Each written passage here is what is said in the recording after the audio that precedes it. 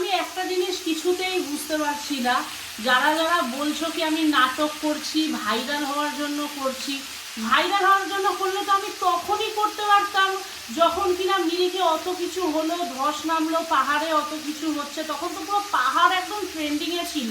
আমি যদি তখন ভিডিওটা করে ছাড়তাম তাহলে কি আমি আরও ভাইরাল হতে পারতাম না? আর আমি 2 বার 4 মাস অন্তর 2 বার আমি গেলাম পাহাড়ে, অতগুলো আমার ফোনের গ্যালারিতে ফুটেজ আছে দুটো পাহাড়েরই সমস্ত। কোনো জায়গায় আমার সঙ্গে কারোর ঝামেলা হলো না, আমি কাউকে বাজে বললাম না, তাদের সাথে আমার ফটোও আছে দুবার। তো এই জায়গাটা এই ঘটনাটা ঘটেছে বলে তোমরা অনেকে মানতে পারছো না। যদি ঘটনাটা ঘটেছে সেটা তুলে ধরেছি, অনেকে বলছো কি হয়েছে আমি, আরে বাবা গাড়িটা ওইখানে রেখেছি, পার্কিং নিয়েই শুরু হয়ে গেছে ঝামেলা। তো যদি পার্কিং আমরা ধরেই নিলাম ভুল জায়গায় করেছি, ঠিক আছে, তো তাইলে তো সেটা মুখে বোঝাতে হবে। গায়ে হাতটা কিসের জন্য? কেউ কি কারোর অথরিটি আছে কি যে বাইরে গেলে কেউ কাউকে গায়ে হাত দিতে পারে? আমার প্রশ্নটা এটাই অনেকে বলছো কি তোমরা বুঝতে পারছো না।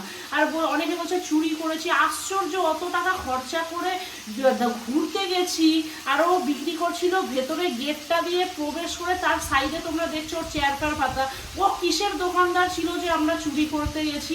আর নিজের গাড়ি করে গেছি অত টাকা খরচা করে, আমাদের চুরি করার দরকার নেই। যারা বলছো কি চুরি করেছি তাদের ওরকম মেন্টালিটি হতে পারে, ওর জন্য তোমরা ওরকম থিঙ্কিং ভাবছো।